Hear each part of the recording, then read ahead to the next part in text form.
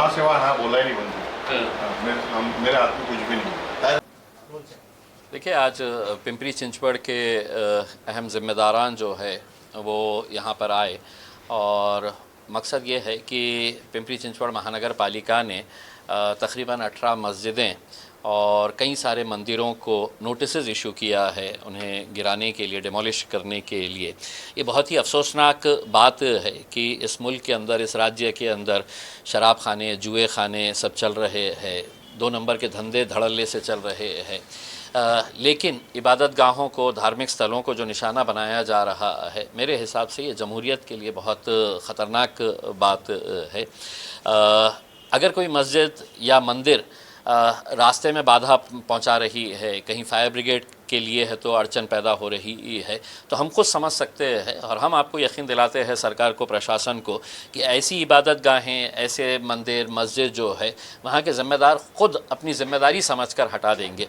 लेकिन महज एक सियासी रंजिश के तहत ये जो खेल खेला जा रहा है, तो ये बहुत ही गलत रास्ता इख्तियार किया जा रहा है। हम महाराष्ट्र की पुलिस को, प्रशासन को, पिंपरी चिंचवड़ महानगर पालिका के म्यूनसिपल कमिश्नर को, वहाँ के पुलिस कमिश्नर को ये अनुरोध करते हैं कि ये जो काम किया जा रहा है, हर कोई जानता है कि ये सियासी दबाव के अंदर किया जा रहा है, इसको कहीं ना कहीं अपनी ज़िम्मेदारी समझते हुए लॉ एंड ऑर्डर का सिचुएशन क्रिएट ना हो, इसके लिए दोबारा गौर करें। आज इस मीटिंग के अंदर ये भी तय हुआ है कि लोगों के अंदर जो नाराज़गी है, जो गुस्सा है, उसको लेकर लोग पीसफुल प्रोटेस्ट करना चाहते हैं, इस बारे में भी चर्चा हुई है। अब वहाँ के पिंपरी चिंचवड़ के जो ज़िम्मेदारान है, वहाँ की आवाम है, ये तय करेंगी कि ये पीसफुल प्रोटेस्ट कब होना है, कैसे होना है, इसमें कौन शामिल होना है। उसके बाद यकीनन जो भी फ़ैसला उनके तरफ से आता है हम उसमें शामिल हो गए। दूसरी बात यह है कि सिर्फ ये मस्जिदों का मामला नहीं है, इसके अंदर मंदिरों को भी निशाना बनाया जा रहा है और हम चाहते हैं कि सरकार ने मंदिर, मस्जिद हो, गिरजाघर हो, जो भी इबादत गाह हो, उसका तहफ़्फ़ुज़ करना ये हुकूमत की, सरकार की, प्रशासन की ज़िम्मेदारी है। अगर कहीं कोई इलीगल कंस्ट्रक्शन हुआ है तो उसको भी रेगुलराइज़ करने का कोई प्रोविज़न निकालते हुए कोई लॉ एंड ऑर्डर का सिचुएशन ना क्रिएट हो। तो हम सरकार से यही अनुरोध कर रहे हैं, अपील कर रहे हैं कि ऐसी सिचुएशन क्रिएट ना हो और इतने सालों से सभी जात, धर्म और मज़हब के लोग एक साथ मिलकर वहाँ पर अपनी इबादत गाहों के अंदर अपने जो भी नमाज हो, पूजा हो, जो कर रहे हैं, उसको आगे भी करने की इजाज़त दी जाए और ये जो नोटिस है इसको वापस ले, यही हम अपील करते हैं। उप मुख्यमंत्री वहाँ के पालक मंत्री हैं, क्या आप मैसेज देना चाहेंगे? देखिए, हम तो तमाम सियासी पार्टियों को यही कहना चाह रहे हैं कि महाराष्ट्र की एक तहज़ीब है, एक संस्कृति है, उस संस्कृति को ज़िंदा रखिएगा। उसमें इबादत गाहों को, धार्मिक स्थलों को निशाना बनाकर आप क्या हासिल करने वाले हैं? ठीक है, आपके सियासी एजेंडा के अंदर ये हो सकता है, लेकिन आप ये भी सोचिएगा कि मस्जिद में और मंदिर में लोग क्यों जाते हैं? लोग इबादत करने के लिए जाते हैं और अगर आप वही उनको ही निशाना बना रहे हैं, उन्हें ही ख़त्म करना चाह रहे हैं, तो कहीं ना कहीं इसके अंदर से एक बहुत ही घटिया सियासत की हमें बू आ रही है। अब पुलिस को हम अपील करना चाहेंगे, जिस वर्दी के अंदर हमारे जितने भी आईपीएस पुलिस ऑफिसर्स हैं, मैं उनसे अपील करना चाहूँगा कि ऐसी सिचुएशन महाराष्ट्र के अंदर क्रिएट ना हो कि जिसकी वजह से law and order problem create हो जाए करके।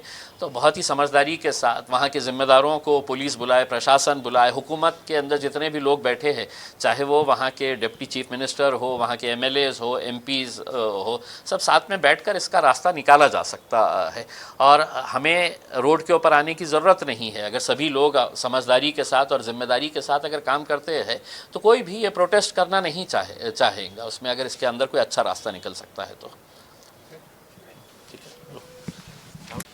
पिंपरी चिंचवड़ में धार्मिक आधार पर मुसलमानों को तकलीफ दी जा रही है और ऐसा मामला जो है वो कई सालों से, खास करके 2 महीने पहले भी सामने आया हुआ है। मुस्लिम आबादी वाला जो कुदलवाड़ी एरिया है, वहाँ पे मुसलमानों के कारोबार को तहस नहस करने की कोशिश वहाँ के सरकार द्वारा की गई है और वहाँ के स्थानीय विधायक जो है, जो खुद को ज़्यादा हिंदुत्ववादी मानने को कोशिश में है, लगातार वो मुसलमानों के खिलाफ बयानबाजी कर रहे, कुदलवाड़ी एरिया में, पिंपरी चिंचवड़ एरिया में मुसलमानों की बदनामी करने की कोशिश कर रही है और उनको वहाँ ज़्यादा से ज़्यादा तकलीफ को क्यों कैसी हो, इसके लिए वो हर कदम उठा रहे।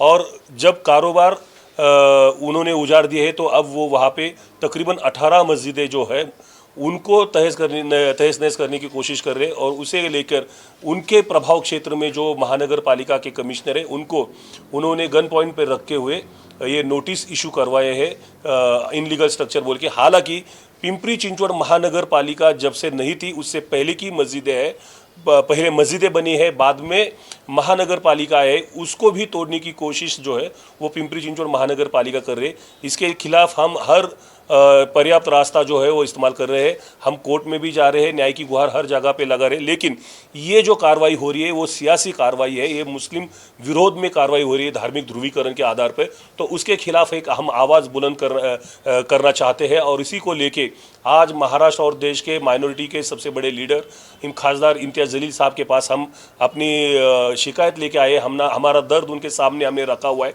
उन्होंने गहराई से सुना भी है और उन्होंने उस पर अफसोस जताया कि संविधान के रहते हुए ये इतनी इनलीगल बातें प्रशासन कैसे कर सकते हैं। और अगले हफ्ते हम एक हुंकार रैली पिंपरी चिंचवड़ में करने जा रहे हैं जिसमें लाखों की तादाद में लोग जमा होंगे और एक अपना आवाज़ बुलंद करेंगे कि सिर्फ हम पर ही धार्मिक आधार पर कार्रवाई क्यों की जा रही। हालांकि इसमें 13 मंदिरों को भी नोटिस दी गई है, लेकिन वो मंदिर जो है वो रास्ते विकास काम के आड़े आने वाले थे। और ये एक ओछी राजनीति का एक उदाहरण है कि मस्जिदों पे कार्रवाई करने के लिए मंदिरों की तक कुर्बानी देने की साजिश ये हिंदुत्व की राजनीति कर रहे लोग इसे जानते हैं। और हिंदू और मुसलमान दोनों मिलकर हम ये हुंकार रैली करेंगे जिसमें खासदार इम्तियाज़ जलील साहब शिरकत करेंगे और कई सारे नेता आएंगे। यही बात मैं आपके सामने रखता हूँ। मेरा नाम राहुल डंबाड़े।